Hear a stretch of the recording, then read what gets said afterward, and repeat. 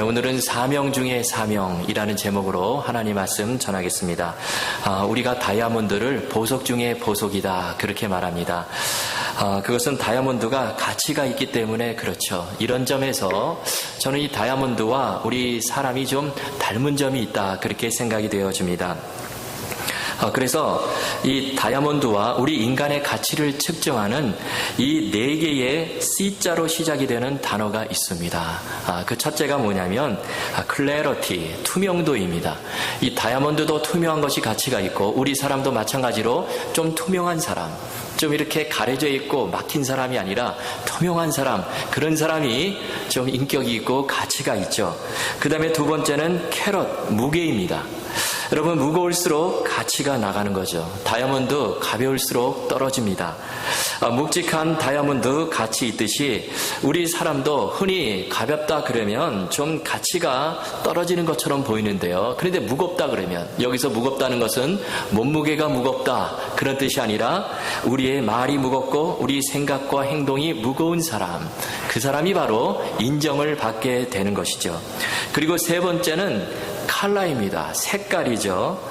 가치 있는 다이아몬드일수록 아주 신비한 빛을 냅니다. 화려한 빛을 내요. 여러분, 마찬가지로 우리 사람도 이 나름대로 자신만의 색깔을 가지고 있는 사람, 개성을 가진 사람이 인정을 받고 이 어려운 세상을 잘 헤쳐나갈 수 있습니다. 그리고 네 번째가 뭐냐면 이 컷이에요. 깎이는 것. 이 모양과 결이죠. 여러분, 보석은 깎이는 각도와 정도에 따라서 그 가치가 달라집니다. 우리 사람도 마찬가지죠. 우리 사람도 잘 깎이고 잘 다듬어진 사람, 그 사람이 인격이 훌륭하고 쓰임을 받게 되는 것입니다. 자, 이처럼 가치를 결정짓는 4가지 기준이 있는데요. 자, 그런데 우리 사람은 이 보석과 다르게 이 4가지 C에다가 한 가지 C를 더 반드시 추가해야만 합니다. 여러분, 그 C가 무엇일까요? 그것이 바로 크라이스트, 우리 주 예수 그리스도십니다. 여러분, 우리가 정말 인생길 걸어가는데요, 가치 있는 인생을 살려면, 우리가 정말 걸작과 같은 그런 인생을 살려면요, 우리 안에, 내 인생 가운데 예수 그리스도가 반드시 있어야 됩니다. 예수 그리스도가 전해준 복음을 붙들어야 되는 거예요. 그래서 여러분, 우리 인생에 예수 그리스도가 반드시 필요하고 복음이 반드시 필요한 것이죠. 예수님께서 우리에게 정말 우리 인생을 가치 있게 만들어 주시기 위해서, 그 복음을 전해 주시기 위해서 이 땅에 오셨고 십자가에 달려 돌아가신 것입니다. 오늘 본문 문화비유입니다. 이 비유는 달란트 비유, 마태복음 25장에 나오는 달란트 비유와 비슷하죠. 그래서 또 여러 가지 해석이 가능합니다. 우리가 목사님들 설교할 때요, 이 비유를 통해서 여러 가지 메시지를 끌어냅니다. 그런데 저는 이 비유가 주는 정말 중요한 한 가지 메시지가 있다고 생각이 되어집니다. 그래서 이 시간 그 한 가지 메시지, 핵심 메시지를 전하려고 하는데요. 여러분, 그것이 뭘까요? 그것은 바로 사명 중에 사명, 그것이 바로 복음을 전하는 것이다. 잃어버린 자를 구원해서 주님께로 데리고 오는 것, 잃어버린 자를 주님께로 인도하는 것, 이것이 사명 중에 사명이고, 이것이 바로 이 메시지가 오늘 이 문화비유 전체에 흐르고 있다는 것입니다. 여러분, 이런 의미에서 저는 여러분에게 이 본문을 2가지 관점에서 말씀을 드리고 싶습니다. 자, 첫째는 예수님께서 주신 사명 중에 사명, 최고의 사명은 이미 말씀드린 것처럼 잃어버린 자를 찾아 구원하는 일, 복음을 전하는 일이다. 이것을 말씀드리고 싶습니다. 여러분, 우리가 이 비유가 주어진 배경, 그 내용을 보면 그것을 알 수 있습니다.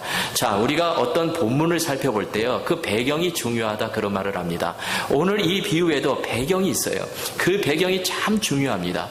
그런데 그 배경이 2가지가 있는데요. 자, 먼저는 오늘 본문 앞단락에 보시면 어떤 말씀이 나옵니까? 삭개오 이야기가 나와요. 예수님께서 나무엔 올라간 삭개오를 만나주시고 삭개오의 집에 들어가십니다. 그리고 삭개오에게 구원을 선포해 주세요. 그리고 이 사람도 아브라함의 자손이다 그렇게 말씀해 주십니다. 그리고 끝에 가서 10절에 보면 예수님께서 이렇게 말씀하시죠. 인자가 온 것은 잃어버린 자를 찾아 구원하려 함이니라. 여러분, 예수님께서 이 땅에 오신 목적이 무엇입니까? 그것은 바로 삭개오와 같이 버려진 자, 잃어버린 자를 다시 찾아서 구원하시기 위해서 이 땅에 오셨다는 것입니다. 그리고 나서 이 문화 비유가 시작이 돼요. 그래서 이어지는 11절 앞부분에 보시면 이렇게 되어 있습니다. 그들이 이 말씀을 듣고 있을 때에 비유를 더하여 말씀하시니. 여러분, 이 비유는 그냥 주어진 것이 아닙니다. 이 비유는 그냥 하늘에서 뚝 떨어진 것이 아니라 이 영혼을 구원하시고자 하시는 그 예수 그리스도의 간절한 마음, 그 바람, 그 말씀의 연장선상 가운데서 주어진 거예요. 자, 이것이 첫 번째 배경이고요. 그 다음에 또 한 가지, 오늘 이 비유가 주어진 배경이 있는데요. 그것은 11절에 나타나 있습니다. 자, 여러분, 11절 우리 함께 읽겠습니다. 시작. 그들이 이 말씀을 듣고 있을 때에 비유를 더하여 말씀하시니 이는 자기가 예루살렘에 가까이 오셨고 그들은 하나님의 나라가 당장에 나타날 줄로 생각함이더라. 아멘. 자, 이 말씀에 의하면 예수님께서 이 비유를 말씀하신 또 한 가지 이유가 뭘까요? 그것은 예수님께서 지금 예루살렘에 가까이 오셨습니다. 그런데 사람들은요, 그것을 지금 하나님 나라가 당장에 나타날 것으로 오해를 하고 있었다는 것입니다. 여러분, 오늘 본문 다음에는 어떤 내용이 기록이 되어 있냐면 예수님께서 이제 예루살렘에 나귀를 타시고 입성하시는 장면이 나와 있습니다.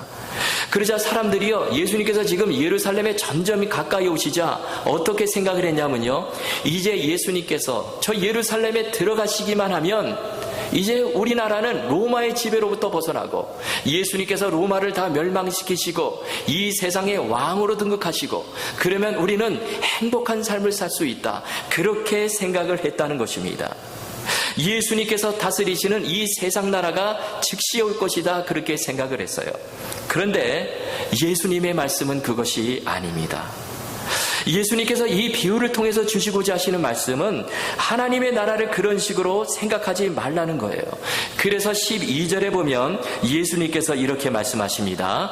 이르시되 어떤 귀인이 왕위를 받아가지고 오려고 먼 나라로 갈 때에, 여기 귀인은 누구를 말하는 것이죠? 예수님 말하는 것입니다. 그리고 그 귀인이 왕위를 받아가지고 오려고 먼 나라로 갔다. 이 먼 나라는 하나님이 계시는 하나님 나라 천국이죠. 그래서 예수님께서 지금 이 말씀을 하시는 이유는요, 예수님께서 실제로 이제 예루살렘에 올라가셔서 너희들이 생각하는 것처럼 로마가 멸망당하고 이 세상의 왕으로 등극하는 것이 아니라 예수님은 예루살렘에 올라가셔서 십자가에 달려 돌아가시고 부활 승천하셔서 하나님 나라에 가셔서 하나님 보좌 우편에 앉아 계시다가 다시 이 세상에 만왕의 왕으로 심판주로 오신다는 것입니다. 그런데 그때가 언제입니까? 먼 나라예요. 지금 당장이 아닙니다. 그것은 하나님의 때에 이 세상 마지막 날에 우리 예수님께서 다시 오시겠다는 그런 말씀입니다. 그리고 정말 중요한 것이 무엇입니까? 자, 이 말씀 속에는 또 한 가지 중요한 의미가 포함되어 있는데, 그것은 그 나라가 임할 때까지, 예수님께서 이 세상에 다시 오실 때까지 너희들은 이 땅에서 사명을 다하라는 것이죠. 무슨 사명입니까? 바로 잃어버린 자를 찾아 구원하는 그 사명, 복음을 전하는 그 사명에 최선을 다하라는 것입니다. 오늘 문화비유죠. 이미 말씀드린 것처럼 이 문화비유, 여러분, 달란트 비유와 비슷합니다. 그런데요, 여러 가지 차이가 있어요. 예를 들면 우선 이 문화와 달란트 가치에 있어서 차이가 납니다. 여러분, 이 문화와 달란트를 비교할 때 어느 것이 더 가치가 있을까요? 사실은 달란트가 더 묵직한 것입니다. 이 문화는 달란트의 60분의 1 정도에 해당이 되는 거예요. 그리고 또 차이가 뭐냐면 거기 등장하는 이 종의 숫자가 틀립니다. 달란트 비유에는 종이 몇 명 등장합니까? 3명. 그런데 이 문화 비유에는 종이 10명 등장해요. 10명. 자, 또 받은 상급도 달라요.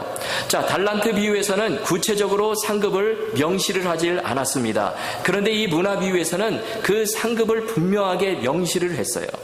이렇게 여러 가지 차이가 등장을 하는데, 그런데 저는 오늘 그 중에서 이 한 가지 중요한 차이를 통해서 이 하나님의 귀한 메시지를 우리가 정말 들었으면 좋겠어요. 여러분, 그것이 뭐냐면 이미 말씀드린 것처럼 달란트 비유에서 이 달란트가 차등 있게 주어졌지만, 그러나 문화 비유에서는 모든 종들에게 똑같이 한 문화씩 주어졌다는 거예요. 이것이 너무나 중요한 포인트입니다. 이렇게 한 문화를 받은 종이 10명이에요. 이것은 달란트 비유에 나오는 3명의 종보다 더 많은 숫자인데, 여러분, 이 10이라는 것은 완전수로 볼 수 있습니다. 이것은 모든 사람에게 해당되는 말씀이에요. 여러분, 이 차이가 의미하는 바가 무엇일까요? 자, 달란트 비유에서 이 달란트는 우리가 흔히 은사나 재능으로 그렇게 해석을 합니다. 실제로 그렇습니다. 여러분, 사람마다 은사가 다르고 재능이 달라요. 어떤 사람은요, 노래를 잘하는 사람이 있습니다. 그러면 그 은사대로 봉사해야 돼요. 그런 사람은 성가대에서 봉사하든지 아니면 찬양팀에서 목소리를 통해서 하나님께 영광을 돌립니다. 그리고 또 어떤 사람은요, 잘 섬기는 은사가 있어요. 다른 사람을 잘 섬겨줘요. 그러면 그런 사람은 그 일을 통해서 또 그런 장소에서 봉사합니다. 또 어떤 사람은 유창한 언변이 있어요. 잘 가르치는 사람이 있습니다. 그런 사람들은 교사로서 또 일해야 되겠죠. 그래서 은사와 재능은요, 다 똑같은 것이 아니에요. 내가 갖지 못한 재능, 다른 사람이 가질 수 있습니다. 그래서 달란트 비유에서는 달란트가 차등 있게 지급이 되는 거예요. 1달란트 받은 자, 2달란트 받은 자, 5달란트 받은 자, 이렇게 다릅니다. 그런데 오늘 이 문화 비유에서는 모든 종들에게 똑같이 한 문화씩 주었다는 것입니다. 차등이 없어요. 자, 그렇다면 여기서 이 문화는 무엇을 상징하는 것입니까? 이것은요, 우리 사람의 어떤 재능, 은사를 말한다기보다 이것은 하나님께서 모든 성도들에게 주시는 사명이라고 볼 수 있습니다. 여러분, 하나님께서는 모든 믿는 자들에게 사명을 주셨다는 것입니다. 그 사명은 차등이 있는 것이 아니에요. 누구에게나 주어진 것입니다. 이것은 누구는 감당하고 누구는 하지 않아도 되고 그런 것이 아니에요. 여러분, 사명이 무엇입니까? 이것은 마치 한 나라 국민이면 세금을 내야 되는 것처럼 하나님의 백성이면 반드시 감당해야 되는 것이 바로 사명입니다. 그래서 사명은요, 의무라고 볼 수 있어요. 그래서 오늘 본문은 그 사명을 문화로 표현을 한 것이죠.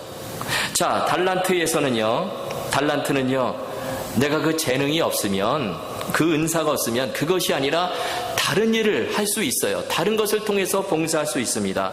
내가 노래 못하면 다른 일 하면 되는 것입니다. 똑같지가 않아요. 그런데 문화는 사명입니다. 문화는 무조건 해야 되는 거예요. 모든 사람이 해야 됩니다. 예외가 없어요.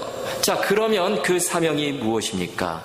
바로 복음을 전하는 것이다. 우리 예수님께서 이 비유를 통해서 처음부터 끝까지 흐르는 이 메시지, 이것을 전달해주고 있어요. 잃어버린 자를 찾아서 주님 앞으로 인도해 오는 것이, 이것이 사명인데, 이것이 얼마나 복되고 귀한 일인지 우리 주님께서 이 비유를 통해서 우리에게 가르쳐 주시고 있다는 것입니다. 예수님께서 공생의 마지막 말씀에 주신 말씀이 있죠. 어떤 말씀을 주셨습니까? 너희는 온 천하를 다니며 만민에게 복음을 전파하라. 그리고 예수님께서 하늘로 올라가셨어요. 여러분, 내게 이런 사명이 주어졌다는 것을 알고 계십니까? 누구에게나 똑같이 차등 없이 이 사명이 부여되었다는 사실을 여러분 알고 계십니까? 나는 달란트가 없어서 전도를 못해. 그런 차원이 아니라는 것입니다. 여러분, 전도는요, 달란트로 이해해서는 안 되는 것입니다. 전도는 사명이에요. 사명은 반드시 해야 되는 것입니다. 우리 예수님께서 이 문화 비유를 통해서 우리들에게 이것을 핵심 메시지로 가르쳐 주시고 있는 것입니다. 그런데 보면요, 어떤 분들 전도 참 힘들어해요. 방법을 몰라서 그렇기도 하고 또 바빠서 어려운 일이 있어서 그러시는 분들도 있습니다. 그런데 우리 예수님께서요, 참 친절한 분이세요. 자, 오늘 본문에 보면 그런 사람들을 위해서 우리가 어떻게 효과적으로 전도할 수 있는가, 그 방법을 친절하게 가르쳐주고 계십니다. 자, 여러분 13절 말씀 우리 다 같이 읽겠습니다. 13절 시작. 그 종 열을 불러 은화 열문화를 주며 이르되 내가 돌아올 때까지 장사하라 하니라. 자, 여기 보니까 이 장사하라 그런 표현을 썼습니다. 자, 이것은요, 이 달란트 비유에는 나오지 않는 표현입니다. 달란트 비유에서는 그냥 1달란트, 2달란트, 5달란트 주고 주인이 떠났다 이렇게 되어 있는데, 이 문화 비유에서는 문화를 주시고 장사하라, 내가 돌아올 때까지 장사하라 이렇게 말씀하세요. 자, 여러분 그 이유가 뭘까요? 여기 장사하라 표현을 쓴 그 이유가 뭘까요? 자, 이것은요, 이것을 통해서 우리가 이 전도의 효과적인 방법을 유추해낼 수 있습니다. 여러분 이 가운데 장사하시는 분들이 계세요. 우리 장사 한번 생각해 보겠습니다. 여러분 장사 잘하려면 어떻게 됩니까? 자, 첫째는 장사는요, 규칙적으로 해야 되는 것입니다.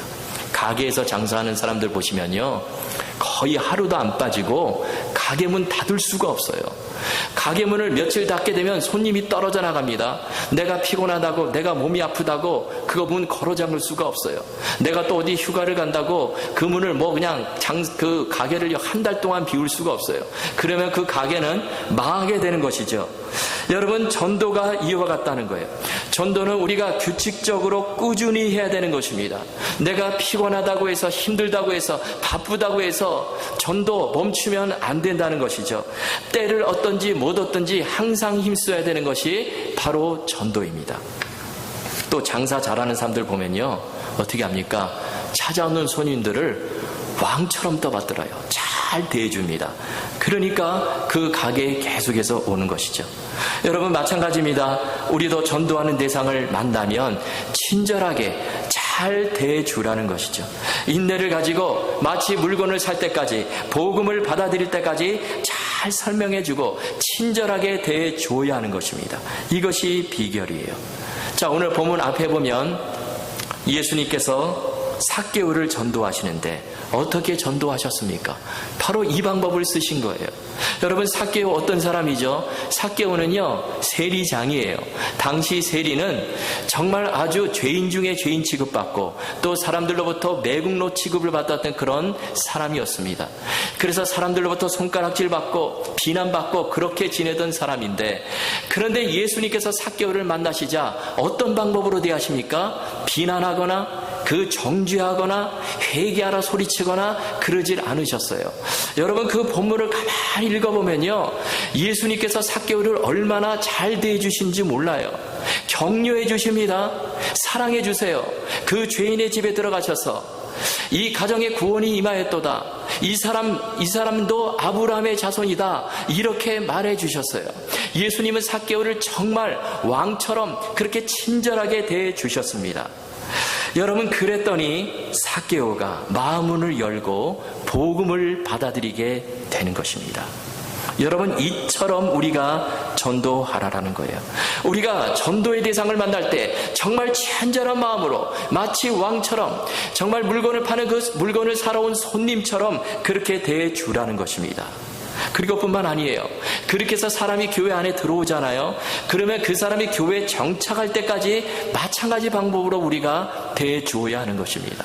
정말 교회에 잘 정착하도록, 어려움이 없도록 지속적으로 돌보아 주어야 하는 것입니다. 여러분, 그렇게 전도할 때 그 사람이 마음문을 열고 정말 주님의 복음을 받아들이고 이 교회에 정착하게 된다는 것입니다. 그리고 또 한 가지, 장사에 있어서 중요한 거, 그것이 무엇입니까? 장사는요, 반드시 이윤을 남겨야 하는 것입니다. 마이너스 장사가 아니라 플러스 장사가 되어야 하겠죠. 그런데 여기서 참 힘들어합니다. 여러분, 이 전도는 좀 달라요. 전도, 이윤이 남아야 되는데, 다시 말씀드리면 우리가 전도하면 이 눈에 보이는 열매가 나타나야 되는데 그러지 않은 것처럼 보여요. 이것이 문제죠. 그래서 때로는 우리가 쉽게 포기하려고 할 때도 있습니다. 전도에서 뭐하나, 열매가 없는데 그렇게 생각할 수 있어요. 그런데 여러분, 그렇다고 해서 전도를 멈추어버리면 어떻게 됩니까? 오늘 본문에 나오는 이 한 문화를 받은 사람이요, 그 문화를 수건에 싸두었습니다. 주인이 올 때까지 아무 일도 안 해요. 그러다가 어떻게 됩니까? 주인이 돌아왔을 때 책망을 받고 벌을 받게 되는 것이죠. 여러분, 전도가 장사와 다른 점이 한 가지 있는데, 장사는요, 눈에 보이는 이윤을 남기지만 전도는 눈에 보이지 않는 이윤을 남긴다는 것입니다. 우리가 열매를 거둬들인 게 아니에요. 우리는 단지 씨를 뿌리는 사람에 불과합니다. 그러면 열매를 거둬들이고 열매를 자라나게 하시는 분은 누구십니까? 바로 하나님이세요. 우리가 그 하나님 바라보고 우리는 그저 복음의 씨앗을 계속해서 뿌리는 존재라는 거예요. 여러분, 고린도전서 3장 6절 7절 말씀에 보면 사도 바울이 이렇게 말씀합니다. 우리 함께 읽겠습니다. 시작. 나는 심었고 아볼로는 물을 주었으되 오직 하나님께서 자라나게 하셨나니 그런즉 심는 이나 물 주는 이는 아무것도 아니로되 오직 자라나게 하시는 이는 하나님뿐이니라. 아멘. 여러분, 전도가 그래요. 그 열매를 거두시는 분, 자라나게 하시는 분은 하나님뿐이십니다. 우리는 그것을 바라보고 그저 때를 얻든지 못 얻든지 열심으로 복음의 씨앗을 뿌려야 하는 것입니다. 호주 시드니의 어느 한 마을에서 매일같이 전도를 하는 사람이 있었습니다. 이 사람은 제너라는 사람인데요, 이 사람이요, 해변대 시절에 방탕한 생활을 했어요. 그러다가 예수님 만나 새 사람이 되었습니다. 그 뒤로 이분이요, 변화가 되었어요. 정말 나 같은 사람을 예수님께서 찾아와 주시고 구원해 주신 그 은혜가 너무나 놀라워서 이 사람이요, 그 뒤로 내가 하루에 10명씩 전도해야 되겠다, 그렇게 결심을 합니다. 그래서 길거리에 나가서 지나가는 사람들에게 전도를 하는데요, 이 사람이 전도 어떻게 해야 된다 배운 게 아니에요. 이 사람 또 성격도 쑥스러움을 많이 탑니다. 그래서 길거리 지나가는 사람들에게 딱 3마디씩을 했다는 것입니다. 3마디. 그것이 뭐냐면, 첫 번째로 실례합니다, excuse me, 그랬다는 거예요. 그 다음에 당신은 구원받았나요? Are you saved? 그렇게 물어요. 그 다음에 당신이 오늘 죽는다면 천국에 가실 수 있나요? If you die tonight, can you go to heaven? 이 3마디를 지나가는 사람들에게 끊임없이 던졌어요. 자, 그런데요, 이분이요, 40년 동안 그런 방식으로 계속해서 전도를 했습니다. 비가 오나 눈이 오나 끊임없이 길거리에 나가서 그렇게 복음의 씨를 뿌렸어요. 그런데 문제가 뭐냐면, 이분이요, 좀 열매가 눈에 보여야 되는데, 열매가 나타나야 되는데, 자기 그 전도를 받고 예수 믿었다는 사람 한 사람도 없는 거예요. 자기 이 전한 말을 듣고 교회 나온 사람이 한 사람도 없는 거예요. 그래서 이 사람이 낙심을 했습니다. 내가 한 열심이 이것이 헛된 열심이 아닌가, 그런 생각을 하게 되었어요. 그런데 그게 아니었습니다. 여러분, 놀라운 일이 일어나는 거예요. 어떤 목사님 한 분이요, 세계 곳곳을 다니며 많은 사람들에게 복음을 전하는데요, 그런데 이 목사님이 다니는 곳곳마다 누구를 만나냐면은 이 목사님을 붙들고 그러는 사람이 있는 거예요. 제너라는 분을 아십니까? 내가 예전에 그분에게 복음을 들었어요. 내가 길거리에서 그분에게 복음을 들었습니다, 그러는 거예요. 어떤 분은요, 인도 그 외교관으로, 인도의 그 외교관 오늘 출신인데요, 이 사람이요, 어린아이를 데리고 장난감 그 가게를 가다가 길거리에서 내가 제너란 분에게 복음을 들었다는 거예요. 그 뒤로 내가 예수 믿고 내가 인도에 가서 전도자가 되었다는 것입니다. 또 어떤 선교사님은요, 이 제너의 전도를 받고 예수 믿고 결단하고 선교지를 가서 헌신하게 되었다, 그렇게 간증을 하는 거예요. 이 목사님 이런 소리를 여기저기서 듣는 것입니다. 그래서 이 목사님이 너무나 감동이 돼가지고 도대체 이 제너란 사람이 누구인가, 내가 한번 꼭 만나봐야 되겠다. 그래서 그 제너를 찾아왔어요. 수소문해서 찾아와서 보니까 이분이 늙어가지고 침상에서 죽어가고 있는 거예요. 그래서 이 목사님이 그 제너 앞에서 이런 말을 했습니다. 당신이 전도한 사람을 내가 수없이 많이 만났습니다. 제너가 이 소식을 듣고 얼굴에 미소를 띈 채로 하나님의 부르심을 받았어요. 장례식을 하는데요, 목사님이 제너에게 이런 말을 남겼습니다. 당신은 천국에서 가장 유명한 사람입니다. 여러분, 전도의 열매 없는 것이 아닙니다. 반드시 있어요. 우리가 씨를 뿌리면 자라나게 되어 있습니다. 마찬가지예요. 내 눈에 보이지 않는다고 해서 낙심하지 말고 그저 복음의 씨를 뿌리라는 것입니다. 여러분, 요즘처럼 날씨가 더울 때 전도하기 참 힘들죠. 우리 교회도 매달 3번째 주일 전도하러 나갑니다. 참 힘들 때가 있어요. 또 더 힘든 것은요, 전도를 해도 정말 사람들이 교회에 안 오는 것처럼 보입니다. 그래서 힘들어요. 그러나 여러분, 우리가 전한 그 복음을 듣고 어디선가 열매가 맺혀지게 되는 거예요. 하나님께서 그 열매를 거두신다는 것입니다. 그러므로 우리는 기회 있을 때마다 힘닿는 대로 복음을 전하라는 거예요. 여러분, 이 말씀 기억하시고 사명 중에 사명이 바로 복음을 전하는 것이다. 이 말씀 기억하시고 우리 그 사명을 끝까지 잘 감당하시는 저와 여러분 다 되실 수 있기를 주님의 이름으로 축원합니다. 자, 두 번째 주시는 메시지가요, 또 한 가지 중요한 메시지가 있는데, 그것은 우리가 복음을 전할 때 상이 크다는 것입니다. 그 상이 상상도 할 수 없이 크다는 거예요. 자, 오늘 본문이 그것을 보여주고 있습니다. 자, 달란트 비유에서는 상을 구체적으로 명시를 하지 않았습니다. 그냥 주인이요, 달란트를 주면서 내가 내게 많은 것으로 맡기리니 이렇게 표현을 했는데, 자, 그런데 이 문화 비유에서는 그 상을 구체적으로 명시하고 있습니다. 여러분, 그 상이 무엇일까요? 자, 16절 17절 말씀 우리 함께 읽겠습니다. 시작. 그 첫째가 나와 이르되 주인이여 당신의 한 문화로 10문화를 남겼나이다.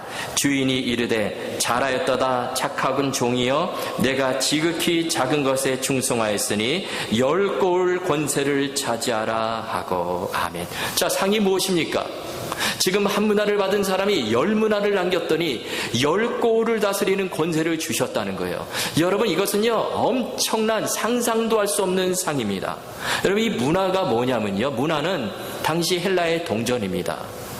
그것은 그 값이 100드라크마, 100데나리온에 해당되는 그런 금액이에요.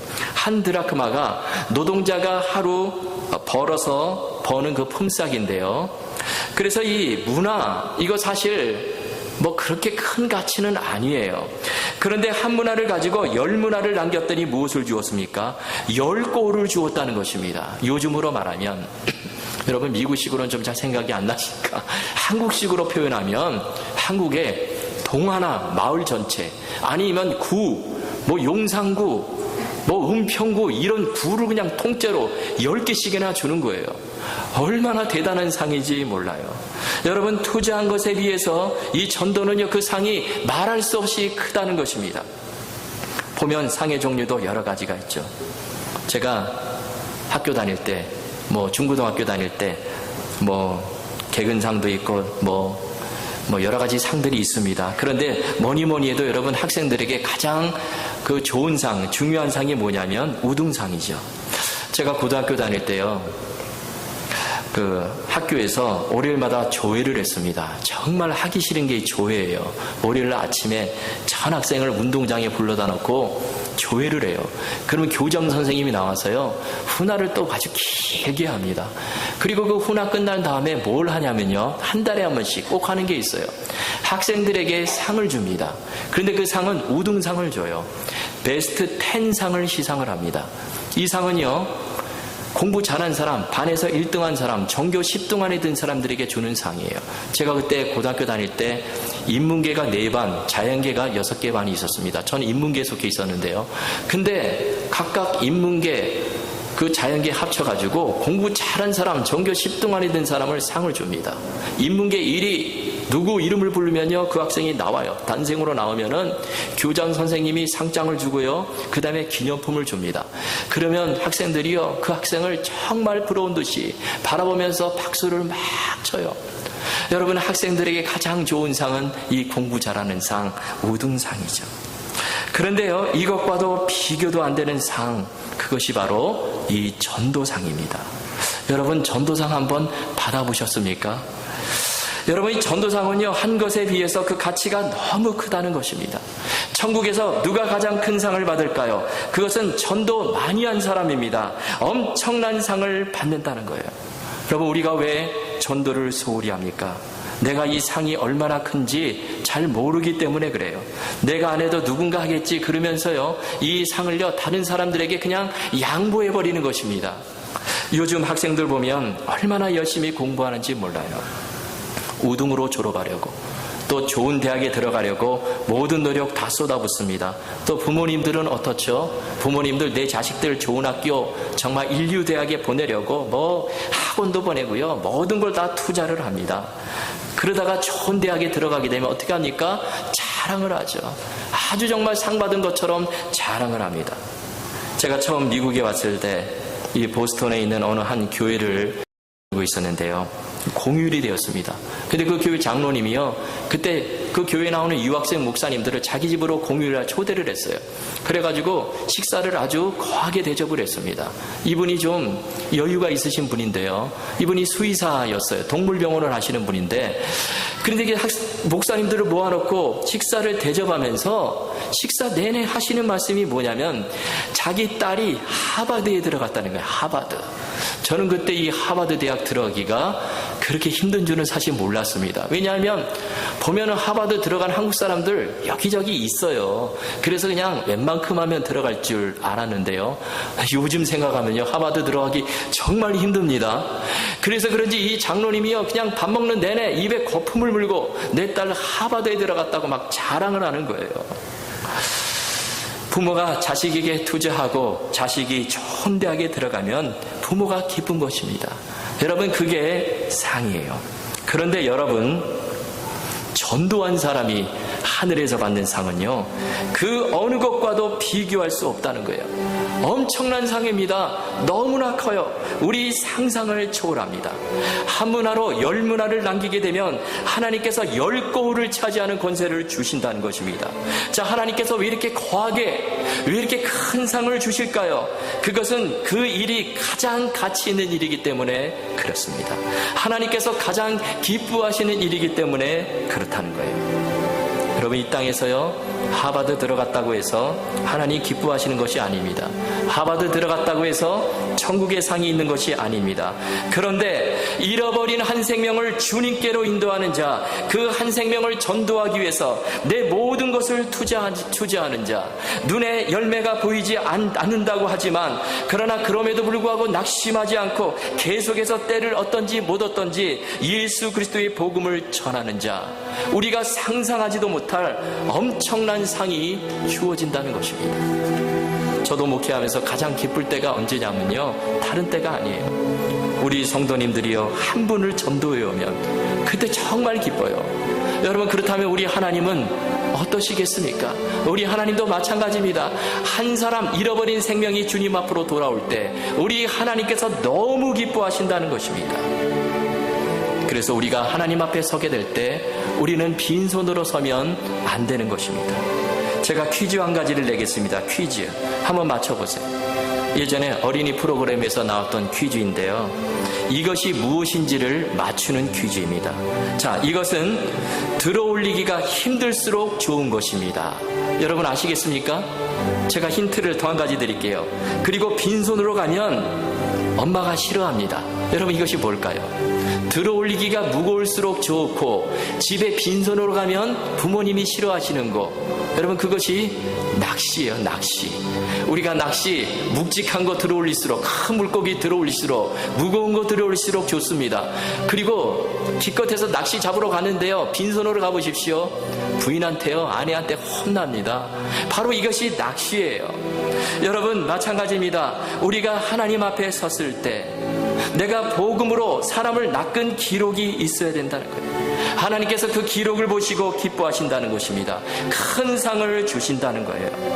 여러분, 우리가 하나님 앞에 서게 될 때 빈손으로 서게 되지 않기를 바랍니다. 우리가 전도의 열매를 들고 전도의 기록을 가지고 우리 모두 다 하나님 앞에 서실 수 있기를 바랍니다.